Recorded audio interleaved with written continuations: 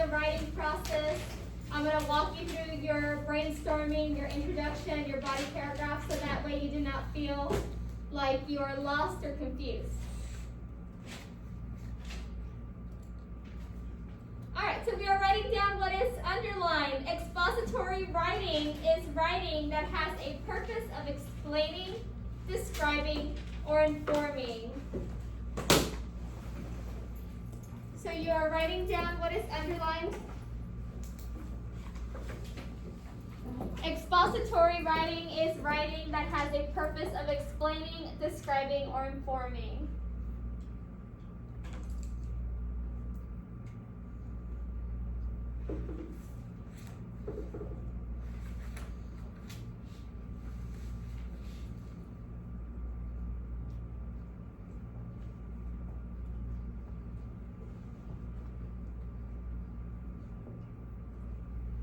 Robbie, do you want to move up? That's just not, so Oh, I can actually see. Okay, do you need pen and paper? I'm doing it all. Okay.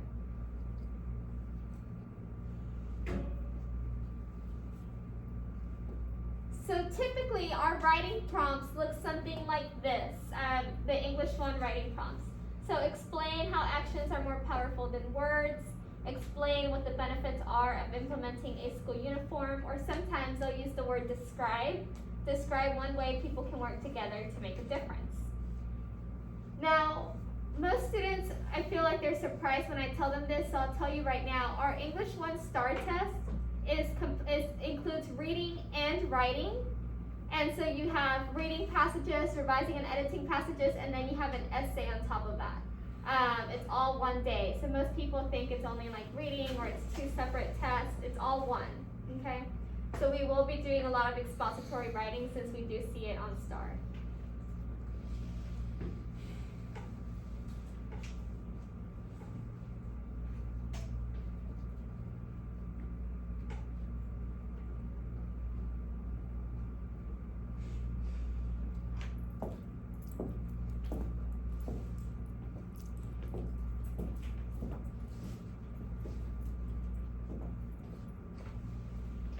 I get to move on. You good, Jennifer? All right. So organization and progression. So you need to think of your essay as a roadmap. You need to have a destination or a goal. That is your thesis statement. So you're writing down what's underlined. Your thesis is like your answer to the prompt. This is so important because if the prompt tells you to do one thing or to explain one thing, your thesis will state what you are trying to explain. And whatever your thesis says, that is what your entire essay will be about. So your thesis statement is like your answer to the prompt.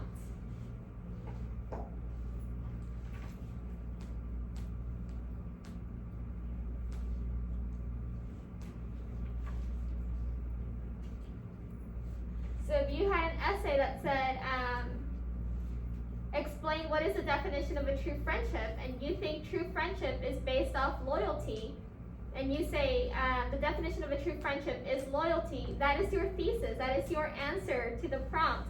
And your entire essay will be about you talking about how friendship is made up of loyalty. Nothing more, nothing less.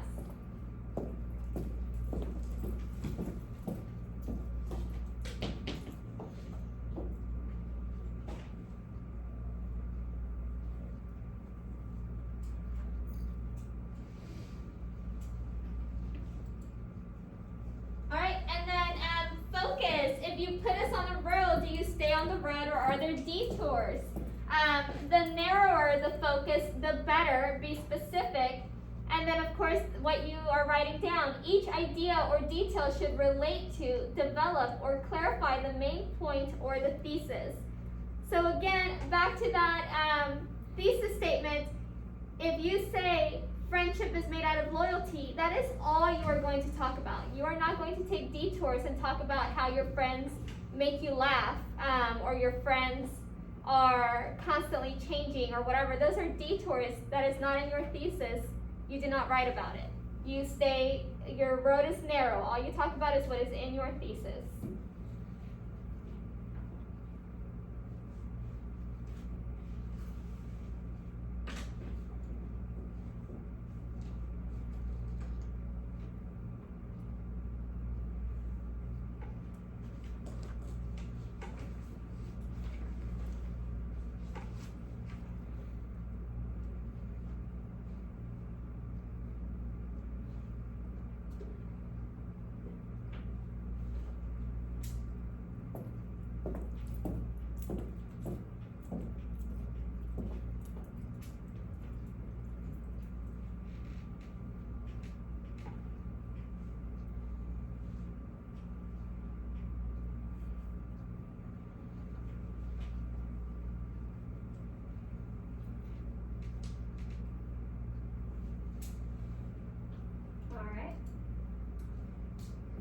You don't need to write anything down here, but for organization and progression, so you need to have coherence. So each sentence and idea should flow seamlessly into the next. You need to have meaningful transitions. So those function as road signs that move you from one section to the next while on the road. So basically, if you're going to move from one example to the next, don't just all of a sudden throw in that second example and not transition. You need to have some sort of transition. Don't have weak progressions. It causes ideas to move randomly. And then it feels like it's repetitive. It feels like there are breaks in the road. Basically, we just want to make sure that your writing makes sense and that it flows. It doesn't sound like it's all over the place.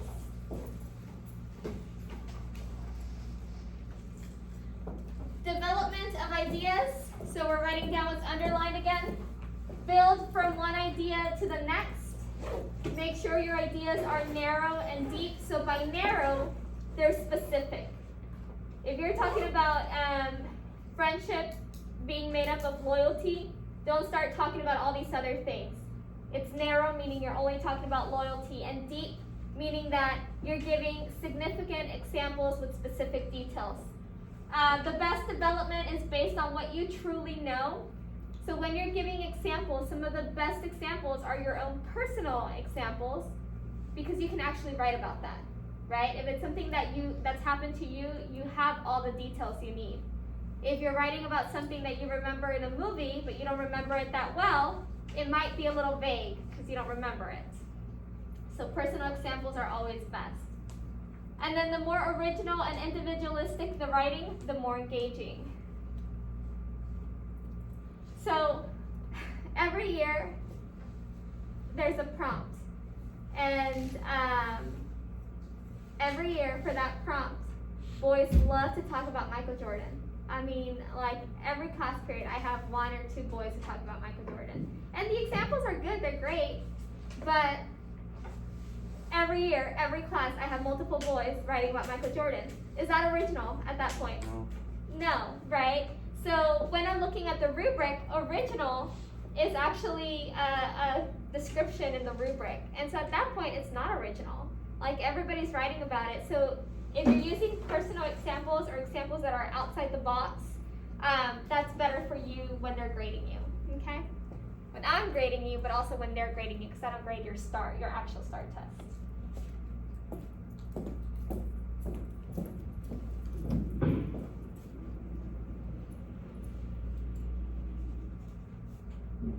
Use of language conventions, so sentence control, the degree to which the sentences are complete. Guys, I have people who turn in essays without a single period. The entire essay is one sentence. And then it still doesn't, sometimes they don't even end it. Sometimes it still doesn't have a period. So make sure that you are using proper punctuation, and then make sure that you're not writing like small choppy sentences like friendship is loyalty. Loyalty is being there for each other. Loyalty, like those are small sentences, right? So try to be more intentional with how you write. So maybe you throw in some compound sentences, some complex sentences, but try to not be choppy.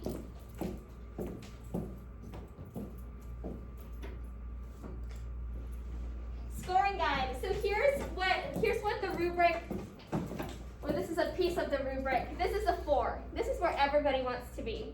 Now, let me tell you guys something. Our essay is so important in the English 1 STAR test. If you got a 0 on the essay or you just didn't do it, you would probably have to get every single answer choice right to pass the STAR test. That's how much the essay impacts your grade, okay? Which is very hard to do, to get 100 on all of the multiple choice, right? So that's how much this, or how important this essay is. So this is the 4 where we want to be. A 4 is technically between an 89 and 100. A 3 is also good, but of course we always want to achieve, or we always want to aim for the highest. But one of the things that they look at is the thesis. This, as the second bullet point up there, it says thesis is clear, ideas are strongly related and focused, meaning your ideas and your examples relate to the thesis. If you did not have a thesis in your essay, that would be in the 0 column. Okay? You don't want to start off there, so you always want to make sure you have a thesis. For development of ideas are effective. They're specific and well chosen, your examples. Essay is thoughtful and engaging. And then of course, language, it talks about word choice. It talks about sentences, like whether are you using complex sentences, things like that. And then are you using punctuation correctly? And then how many errors are in your essay? So we'll go through all this and we'll practice like going over our essay before we turn it in. But I just want to give you an idea of what they're looking for when we're looking for 4s. Okay?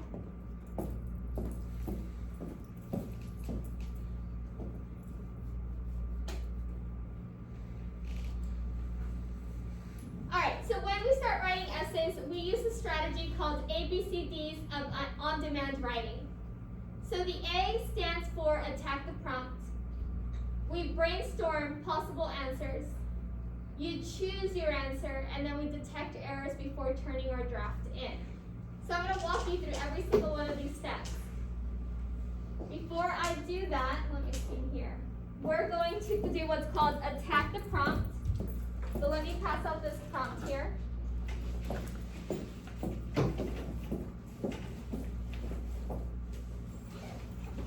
This is the prompt for the essay you are writing Friday.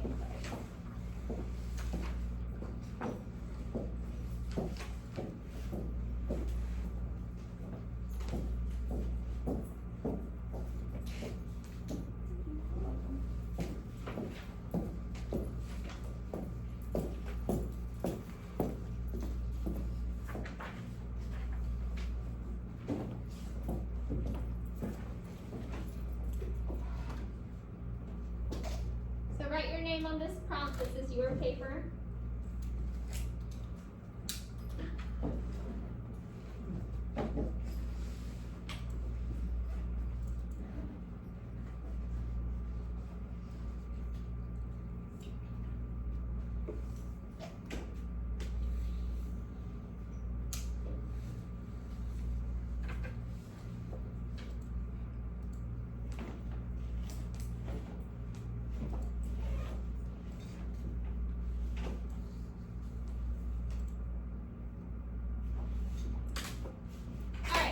So when we attack the prompt, guys, this is what we do.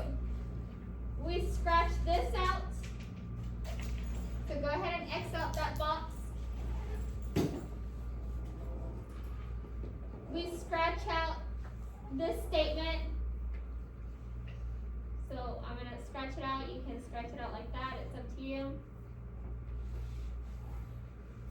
And we circle our actual prompt.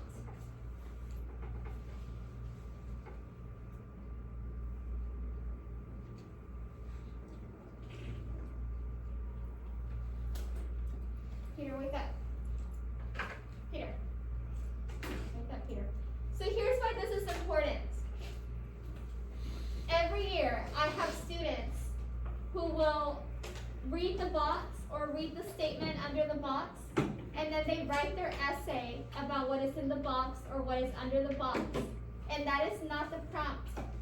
And if you do not write about the actual prompt, you get a 0. They will not grade your essay. They will not give you credit for your essay if it is not answering the prompt.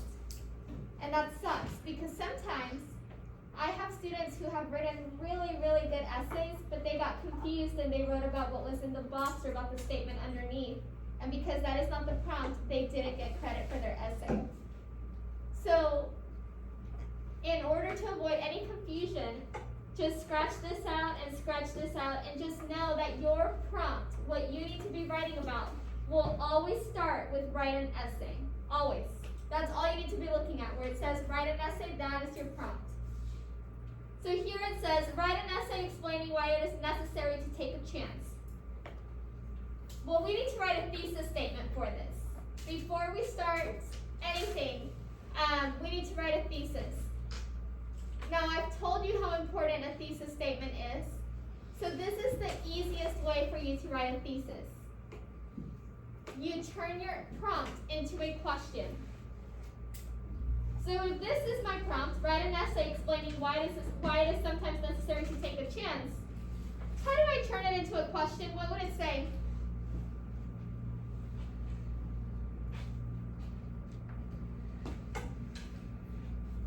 If this is my prompt, write an essay explaining why it is sometimes necessary to take a chance. That's a statement. How do I turn that into a question? Yes, Ryan? Why is it necessary to take a chance? Wonderful, thank you. Why is it sometimes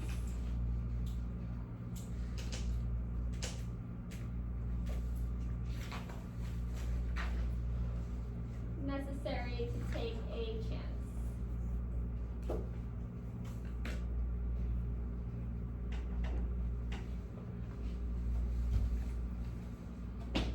I turned my prompt into a question. My answer to that question in a complete sentence is going to be my thesis statement. That is the easiest way for you to write a thesis statement. You answer the question in a complete sentence. So how would we start it if we're answering that in a complete sentence?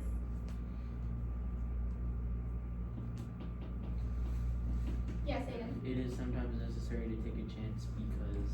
Perfect.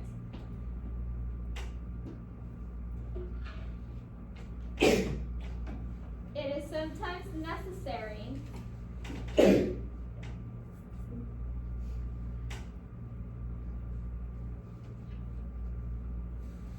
take a chance because blank. Now we're going to fill in that blank in a little bit, but that blank is going to be your reason. So this sentence here, this statement, is going to be your thesis.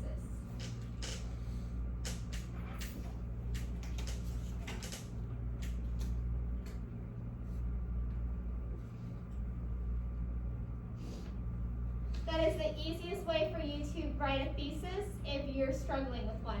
Now you could always reword your answer. You could say, sometimes it is crucial to take a chance because blank. Sometimes it is absolutely necessary to take a chance because blank. So you can reword it, that's fine. But this is the easiest way to come up with a thesis, okay?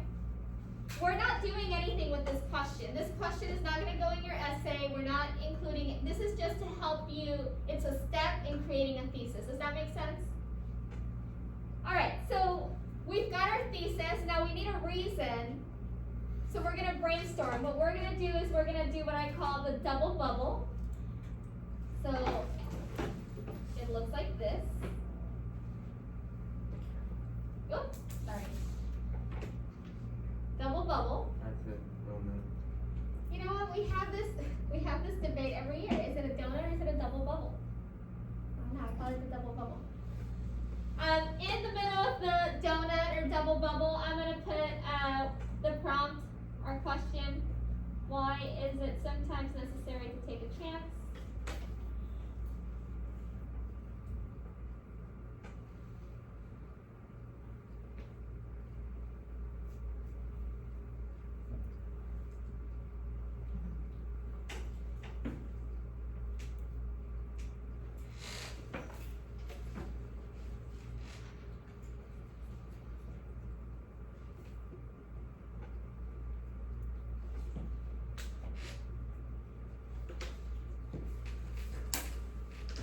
In this second circle is where I'm going to brainstorm reasons.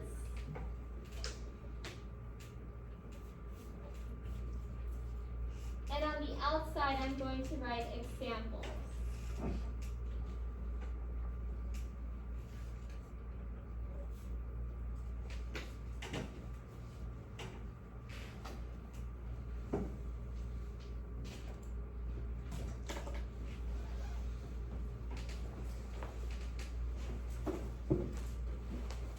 So what I'm gonna do is I'm gonna give you 4 minutes to brainstorm some reasons. I don't want you to fill out the examples just yet. I want you to fill out reasons. Why do you think it's sometimes necessary to take a chance? And those reasons are gonna go in this circle.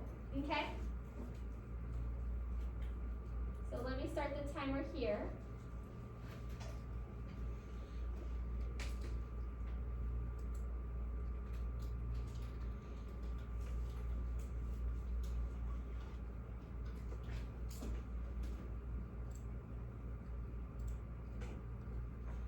And I want you to brainstorm reasons why it's necessary to take a chance.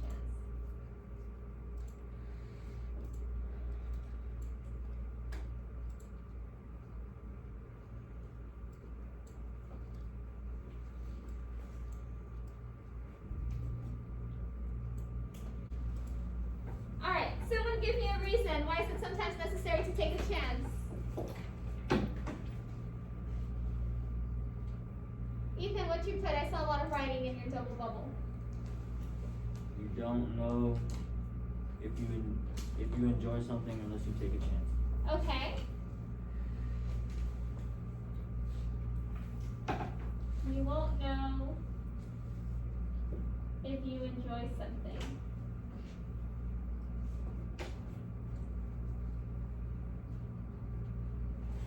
Yes, amen here. You won't know if you enjoy something. John, why is it sometimes necessary to take a chance?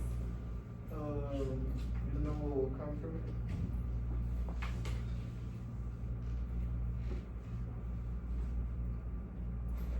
You don't know what will come from it?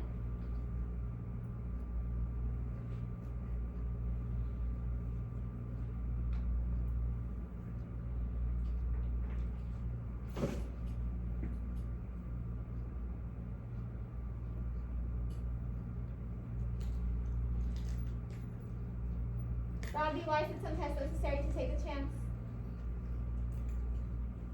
I can actually think of anything. Okay, Massimo?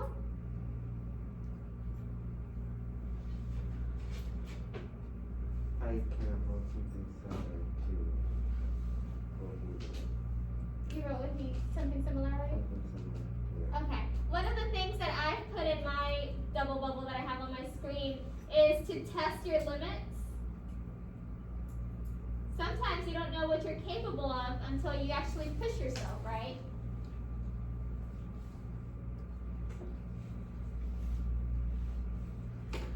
Anybody have something different that's not up here? Go ahead, Alyssa. Sometimes it's your only option.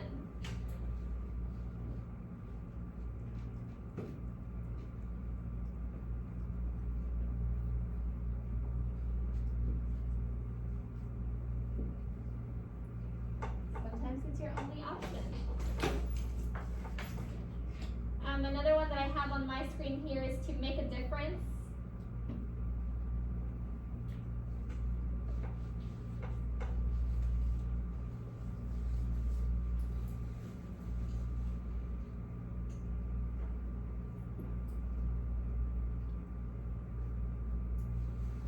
Now we've got reasons. One of these reasons is going to be the one that we're going to choose to put in our thesis statement up here. However, before we choose a reason, we want to make sure we choose a reason that we can provide examples for. So for example, you don't have to write this down because this is my personal example. I could say, if I were choosing test your limits, I could write about my friends who overcame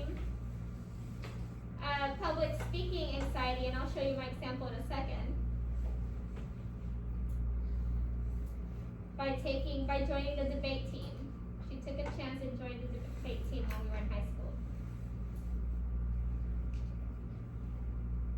That is my personal example, so you don't need to write this because you can't use this example. You don't know anything about my friend, right? You need to choose examples that you can write about. So what I want you to do is I want you to brainstorm examples for some of these things. It doesn't have to be for all of them. Maybe you have 2 examples about you don't know if you enjoy something. Maybe you weren't sure about playing a certain sport, but you took a chance, you tried it anyway, and then afterwards you ended up loving it, right? So then that would be an example for this. You can choose your examples from the following things. Everybody look back and look at that Peaches poster on the wall. You see that Peaches poster? So your examples can be personal. They could come from entertainment. Anybody watch The Office? Only one? Really? Man, I was going to use a gym example. Huh? Your mouse broke? Okay, go to the front office and go get one. Just leave it on and then just go get one because I'll stop you in the hallway. So, if I watched The Office, so I could use an example from The Office and that would be an example from entertainment. Here, Robbie.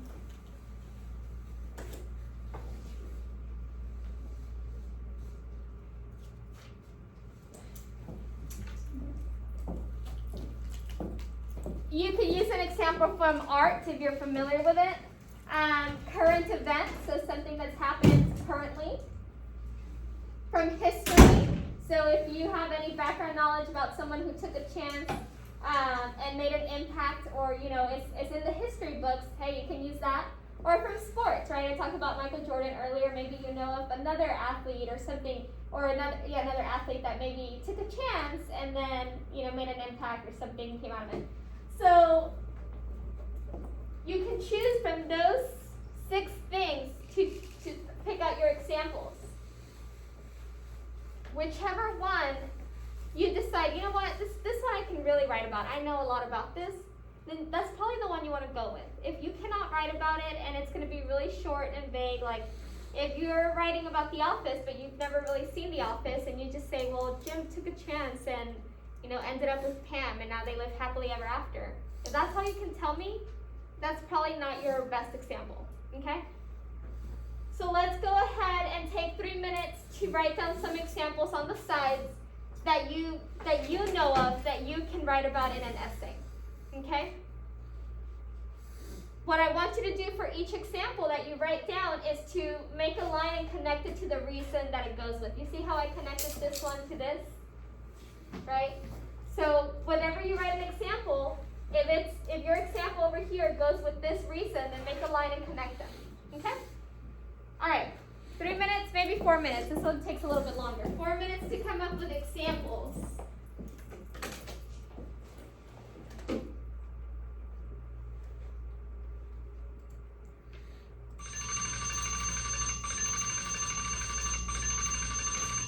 Alright. So hopefully you were able to come up with some examples. If not, we'll have time to go back to it. So, we have some reasons. We hopefully got enough examples. If you did get enough examples, and you know what you want to write about, you know how I said the ABCDs of on-demand writing? B was to brainstorm. C is to choose your reason. So at this point, we're going to choose the reason that we're going to talk about. If you don't have any examples yet, don't choose a reason until you know what reason you have an example for. Does that make sense? Mm-hmm. So if I were doing this, all I have an example for is this. So for my reason, I'm going to put, it is sometimes necessary to take a chance because it allows you to test your limits. So go ahead and choose a reason if you're ready and put it in that blank.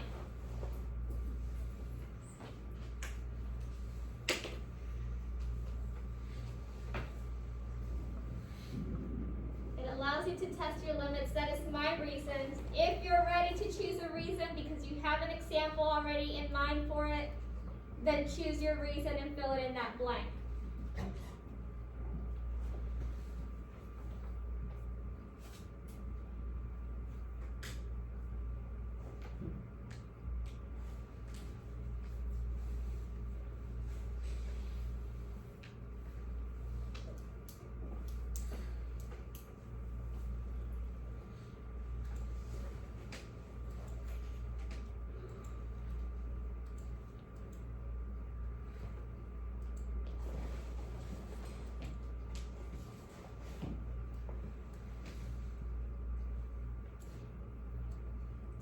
So we have our thesis set up.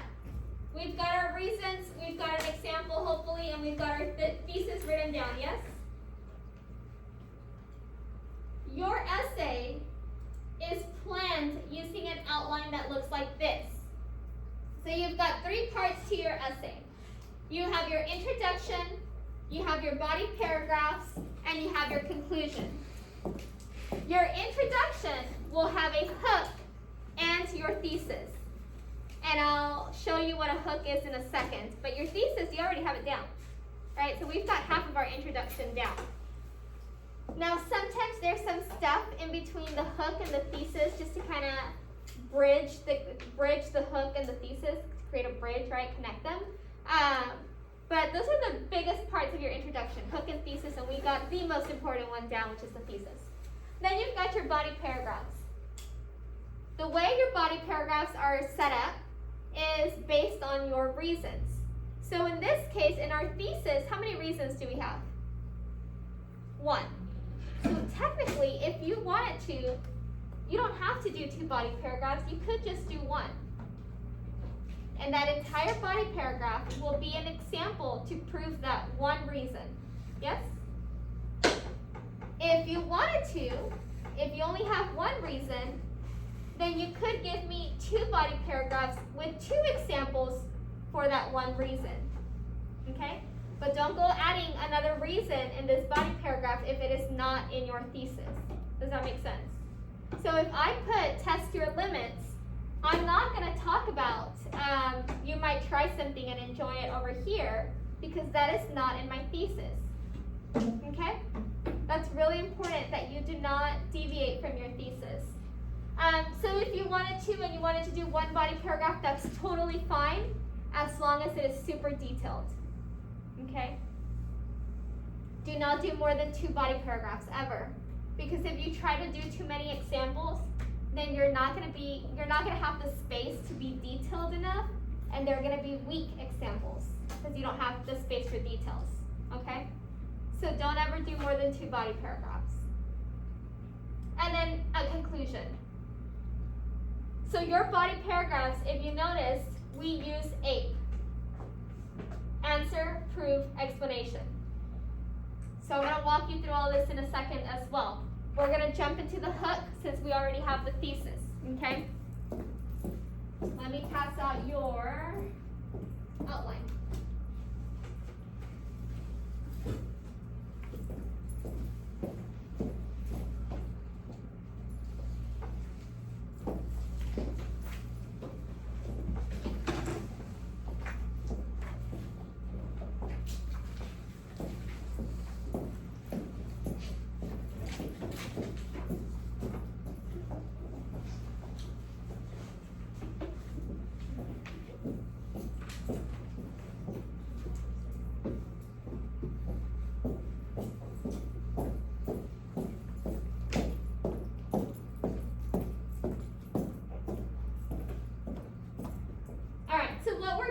First, before we start the hook, is you know where it says thesis on your outline?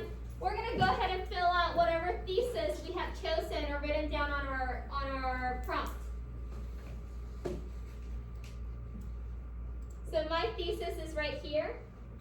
I'm going to go ahead and copy it down where it says thesis. Guys, ignore these lines. I don't like these lines, so just ignore them.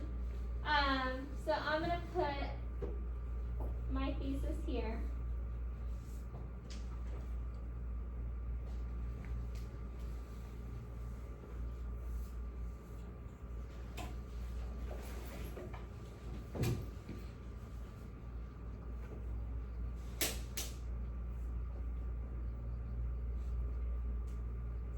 if you still don't have a reason, then don't add a reason just yet, right? If you didn't get to brainstorm examples.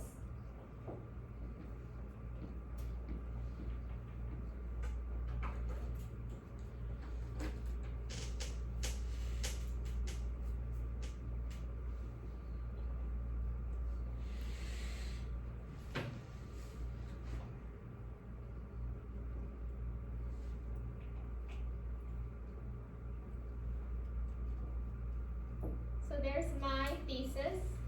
Your thesis will have its own reason. I'm going to highlight my reason.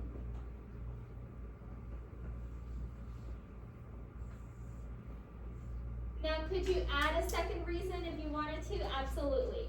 If you wanted to say it allows you to test your limits and find out what you truly are good at, fine, you can add 2 reasons, that's fine.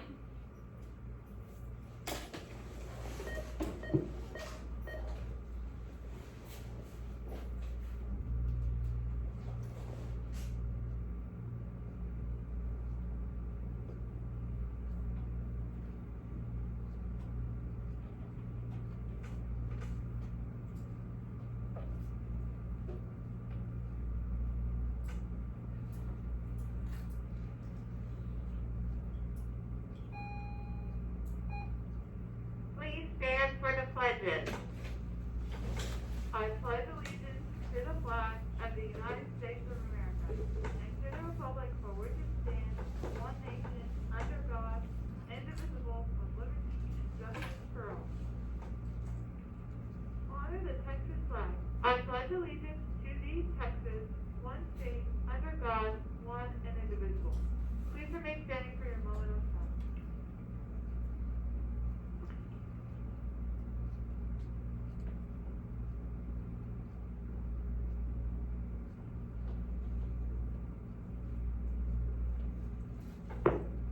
Thank you, Bubba. Have a great day.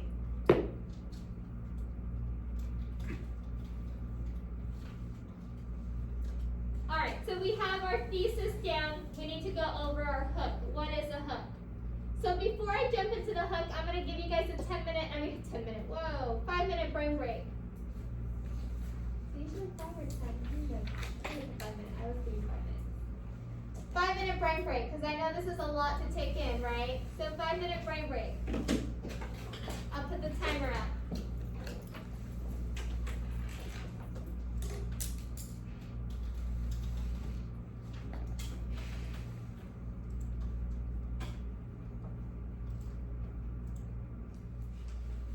Alright, so I said we were going to work on the hook. Like I said, our introduction paragraph has a hook and it has a thesis. We've done the thesis. So here's our hook. The hook is the very first sentence of our paragraph, or of our entire essay. A hook catches the reader's attention. So you might have written them like this. Have you ever thought about why it's necessary to take a chance, or whatever the prompt is, right? Do you know what the definition of a true friendship is? Have you guys heard those beginning, right? The essays that begin with those questions? All right, those are hooks. However, those hooks that are questions, like the ones I just said, are frowned upon in the 9th grade level, because those are the simplest, most basic hooks, right, that we're taught at the earlier on. So we don't want to use those questions. Please avoid using those questions. Instead, what we use here at the 9th grade level is we use similes and metaphors. We use rhetorical questions, but not like, have you ever thought about why it's necessary to take a chance? That's not rhetorical. Or we use descriptive details, such as quotes or statistics. What we're going to practice today is we're going to practice the extended similes and metaphors. So I'm going to show you how to do that.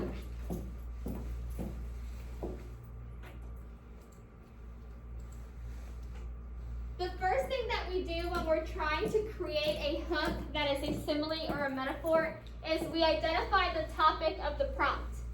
So what's the topic of our prompt?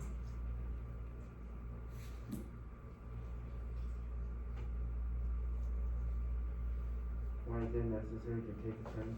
Taking chances, right? The topic is taking chances. So we're gonna identify some of its characteristics. What are some characteristics of taking a chance? And then we're gonna think of some other things that also share those characteristics. And then we're gonna create our simile metaphor. So let me grab a marker here. Permanent marker.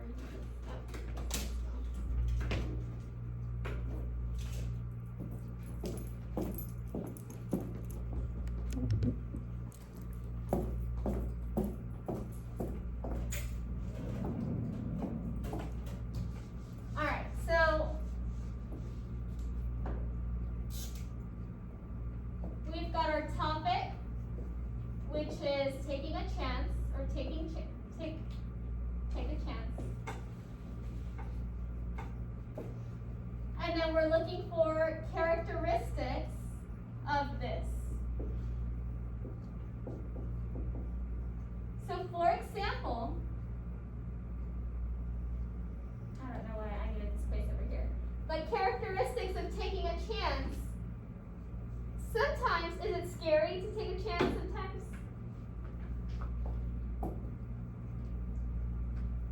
Scary. Nerve-wracking. What are some other characteristics of taking a chance?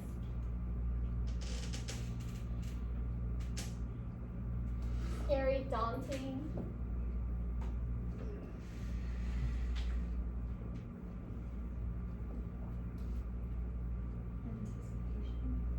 Anticipation.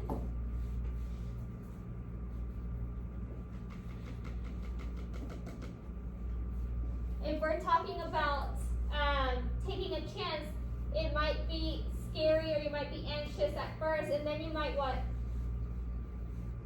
I think Ethan had given me, what was your reason that you need to take a chance because what? To find out if you enjoy something. If you enjoy it, right? So sometimes you might start off like, oh, I'm not so sure that this is not for me. And then you realize like, oh, okay, this is not so bad. This is actually pretty cool, right? So characteristics, mixed emotions, maybe.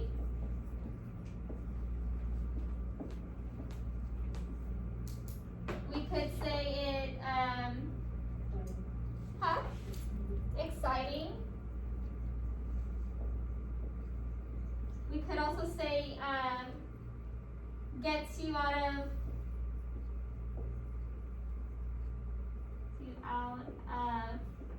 situation. So like maybe, I know at one year I gave the example about how my tire blew out on the highway and I had to like try and change a tire. I don't know how to do that. That was my taking a chance I could get out of, being on the side of 35 with cars passing me by at 75 miles per hour. So it gets you out of situations.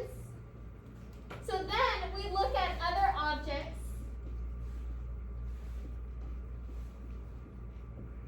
that share that characteristic.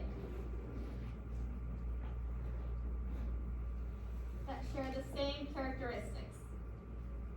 So what are some other things that could be scary, daunting, nerve-wracking, might create some anticipation, might create mixed emotions, might be exciting, or might get you out of situations? What are some other objects? One of the things that I have in my example, and I'll show you, is a flashlight. Now, a flashlight doesn't cause anticipation or mixed emotions, hopefully. That would be strange. But you shouldn't be scared of a flashlight, right? But it can get you out of situations, right? If the lights go out, the first thing you look for is hopefully a flashlight, whether it's on your phone or, an actual flashlight. But, if lights are off, you need one, right? So, although flashlight won't cause all these emotions, it does go with this characteristic, and that's okay. Another example that we've talked about in previous years is a roller coaster.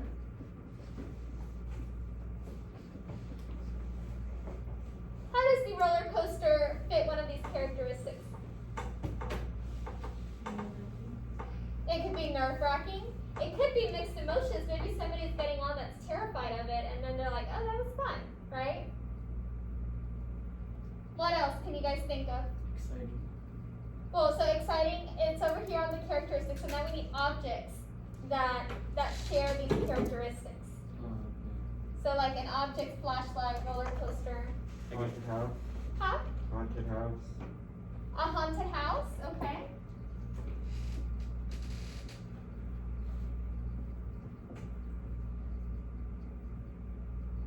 What else?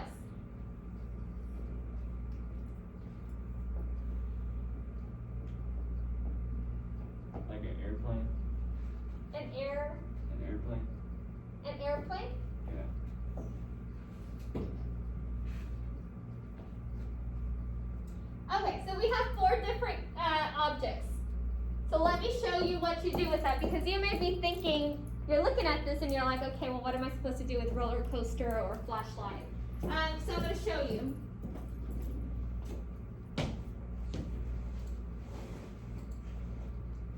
So here's my topic, taking a chance. Risky, daunting, scary, exciting, worth it in the end. We had a lot of these on our list already. Another object that shares one of the characteristics, so I put for this example a roller coaster. So here's my simile. Taking a chance is like riding a roller coaster for the first time. The feeling of uncertainty may be present at first, but it may be one of the best things you experience. So the way that we're writing these similes is first you create the simile. Taking a chance is like riding a roller coaster, or taking a chance is like a flashlight. Whatever you decide. We're using a compound sentence because we have a semicolon. And after it, we're explaining how the two are related. Because if you just tell me taking a chance is like riding a roller coaster, but you don't provide the explanation, well, now you're leaving me wondering, like, how? Right? What's the connection here? I don't get it. Right? So now you add a semicolon and then you explain it. And this is a longer explanation. It doesn't have to be this long. My explanation is a little bit longer. You could say, taking a chance is like riding a roller coaster. Some people may be really nervous about it at first, but then it ends up being one of the best things you get on or you do or whatever. It may be a little more simple. That's okay. It's our first one. It's not a big deal. But does this make sense? We create a simile, semicolon, and then we explain our simile. You're not going to say these two are related because they both cause feelings of uncertainty. No, you just make that connection on that second sentence. You don't need to tell me that you're explaining it. Okay? Anybody have any questions about the simile? So we're going to practice writing our own. On the back, you can do it on the backs of your outline so you don't write it in your outline until it's ready. So let me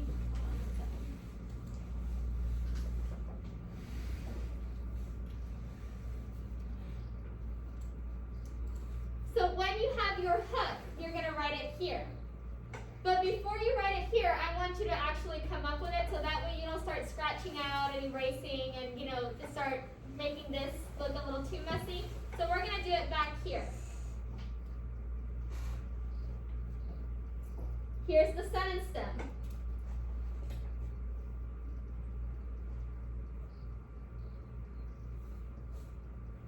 Taking a chance is like, and then you're going to finish it off. And then you're going to have a semicolon. And over here, after the semicolon, you are going to tell me the connection, right? What characteristic do they share?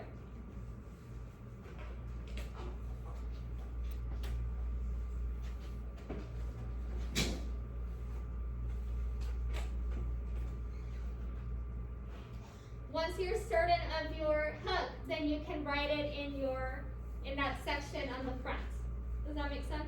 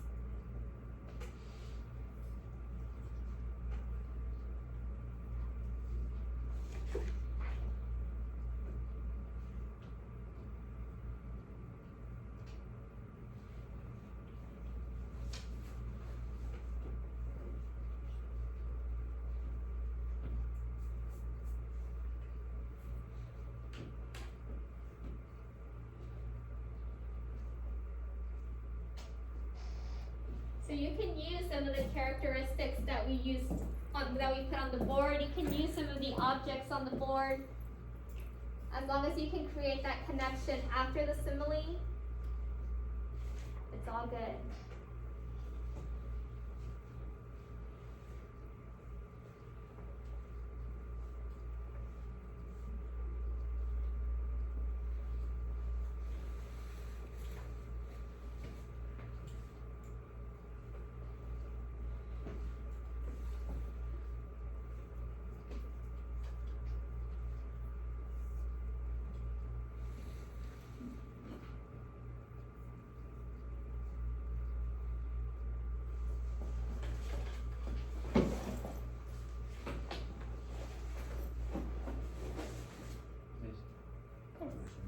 Esther?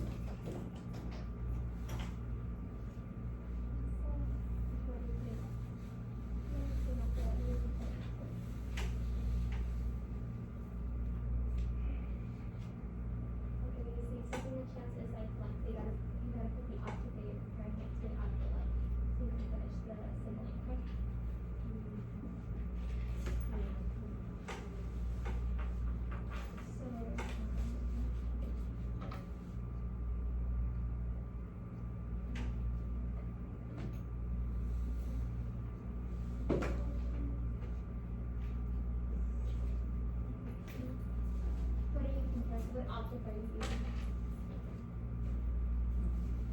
A match, okay. So taking a chance is like a match.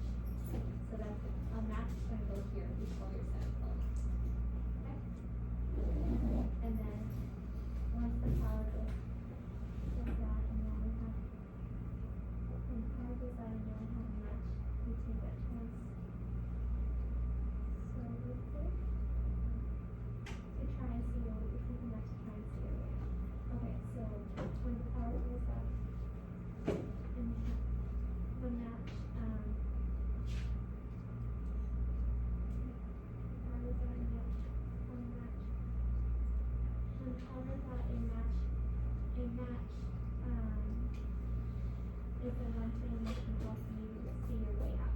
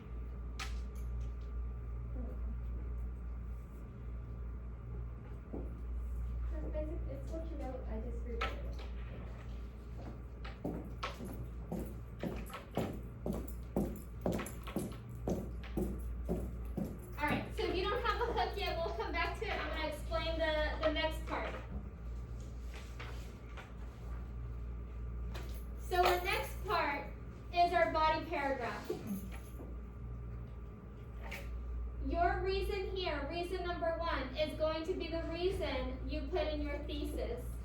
So mine is highlighted. It says allows you to test your limits. So I'm gonna write that here. Whatever you put as your reason in your thesis, that's what you're going to write here. You're not writing the whole thesis again, just the reason. So allows you to test your limits.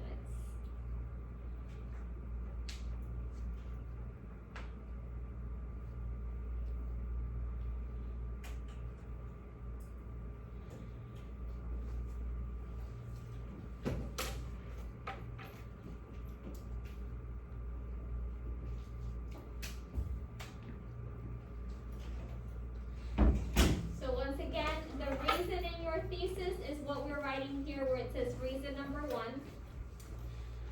And what you're going to do is you're going to plan out your body paragraph. So what I'm going to do, so I'm going to give you what you need to plan out your body paragraph. If you notice, and I know I mentioned this earlier, we're using 8 for our body paragraphs, right? Answer, prove, explain. Where is my background?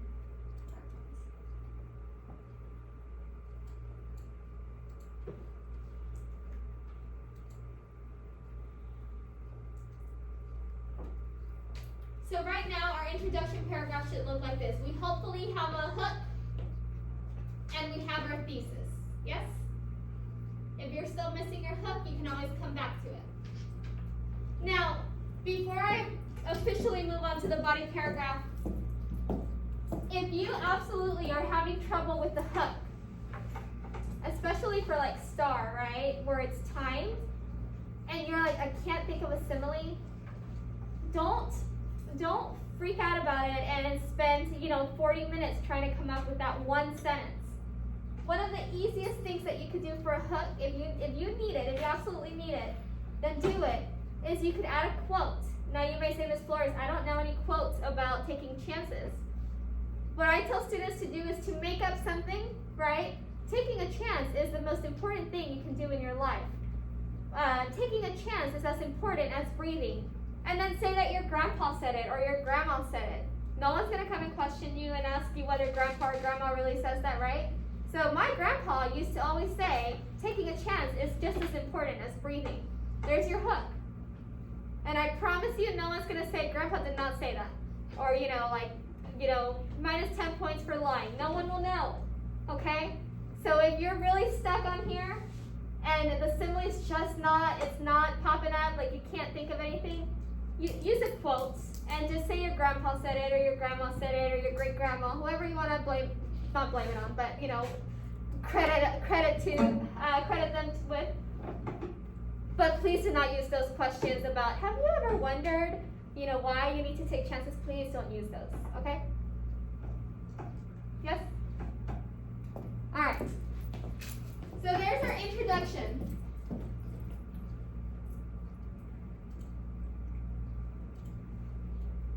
Our body paragraph will consist of answer. So your answer is going to be the sentence that introduces the reason that you're talking about in that body paragraph. Because remember, in some essays, you may have 2 reasons, right? So your answer, your very first sentence of your body paragraph, will introduce the reason that you're talking about in that body paragraph. Here are some examples of those answer sentences or those topic sentences.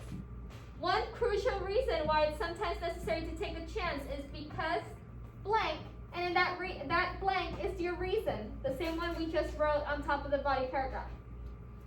So what you're going to do is you're going to choose one of these, and you're going to write it where it says answer in that body paragraph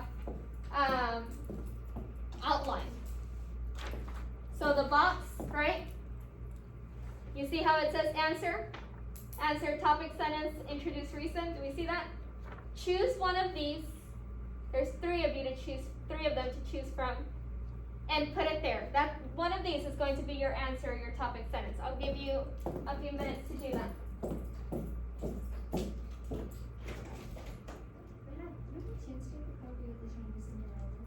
No, I don't have any more books.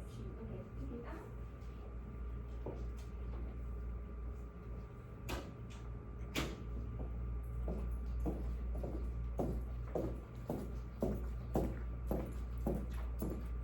So choose one of these and write it in your answer.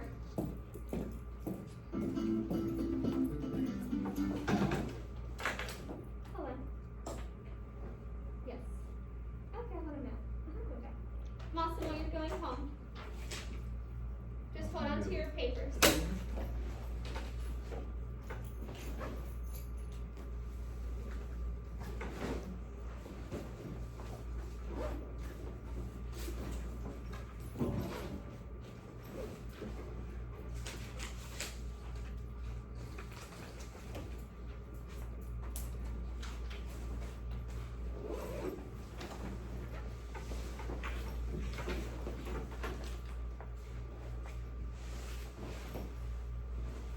Thomas Lawrence. Bye, have a good one.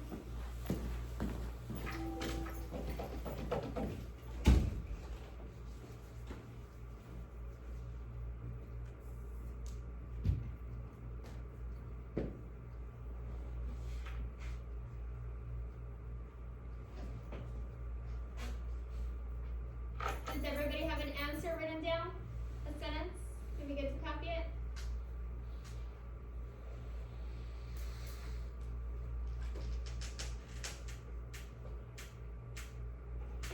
Now the next thing that you're going to do is you're going to start writing.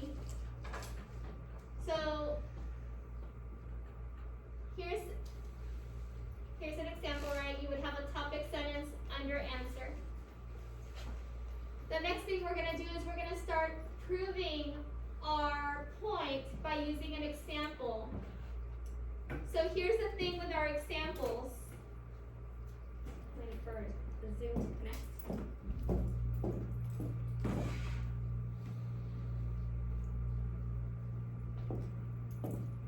So you prove your reason by supporting it with evidence.